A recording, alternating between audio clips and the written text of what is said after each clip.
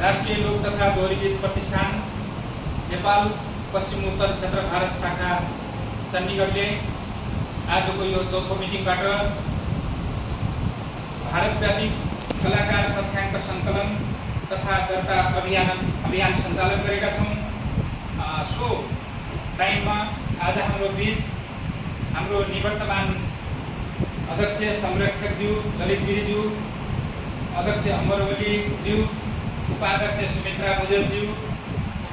महिला उपाध्यक्ष सीता शर्माज्यू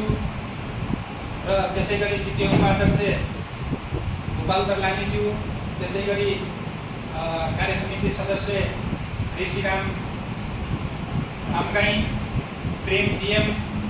जगत खड्का, रचना थापा,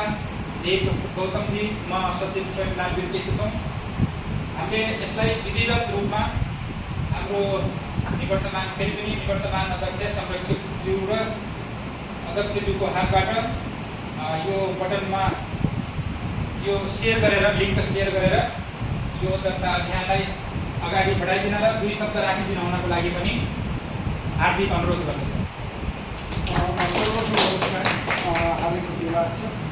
विगत भारतमा लामो समयदेखि राष्ट्रिय लोक तथा दोहोरी गीत प्रतिष्ठान नेपाल पश्चिम क्षेत्र भारत शाखा चण्डीगढले भारतमा बसेका कलाकारलाई सकभर नेपाली लोक सङ्गीततिर लागेका कलाकारलाई एकताबद्ध गरी भारतमा जोड्ने प्रयास गरिरहेको छ र आज त्यसै माध्यममा अझै अहिलेको जुन डिजिटल युगको कारणले यस डिजिटल युगबाट तपाईँहरूसँग पुग्ने या तपाईँहरू हामीसँग पुग्ने एउटा वातावरण सहज बनाउनको लागि अहिलेका कार्य समिति सचिवज्यू अध्यक्ष अमर लामाज्यूले पहल गर्नु भएको छ र यसलाई म के भन्न चाहन्छु भन्दा भारतमा तपाईँ जुनसुकै ठाउँमा पनि बस्नुहोस्, नेपाली लोक सङ्गीतलाई तपाईँ माया गर्नुहुन्छ, नेपाली गीत सङ्गीततिर तपाईँले आफ्नो हुनर देखाउन चाहनुहुन्छ या नेपाली गीत सङ्गीततिर तपाईँले आफ्नो भविष्य खोज्दै हुनुहुन्छ या यहाँ जन्मे हुर्केका बालबालिकाहरूलाई नेपाली लोक सङ्गीततिर तपाईँहरूले जागरुक या त्यसलाई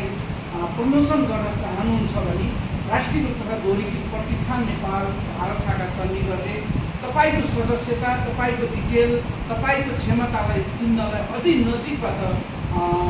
प्रयास गर्ने कोसिस गरेको छ र यो प्रयासमा तपाईँ जुन ठाउँबाट भए पनि यो लिङ्क हेरिसकेपछि तपाईँले आफ्नो पुरा नाम, दर्ता, विधा, तपाईँको घर या कुन प्रदेशमा बस्नुहुन्छ सबै कुराहरू तपाईँ डिटेल गरेर यो लिङ्क तपाईँसँग आयो भने तपाईँले यो लिङ्कले देखिएका विधाहरू क्रम पुरा गरेर हामीसँग पठाउनुभयो भने हामीले तपाईँहरूसम्म पुग्न अझै सहज हुनेछ भन्ने हामी विश्वास गर्दै आजबाट यो नयाँ सुरुवात गर्न लागेका छौँ।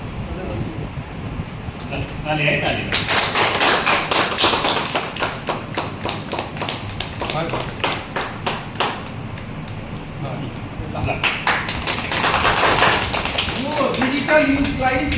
सदुपयोग गर्दै भारतमा बसेका कलाकारहरूलाई अझै नजिकबाट राष्ट्रिय लोक तथा दोहोरी गीत प्रतिष्ठान भारत शाखा चण्डीगढसँग जुटाउन या राष्ट्रिय लोक तथा दोहोरी गीत प्रतिष्ठान नेपालको सदस्य वहन गर्नको लागि यो एउटा नयाँ पहल गरिएको छ। सबैको सहभागिता जनाउनु।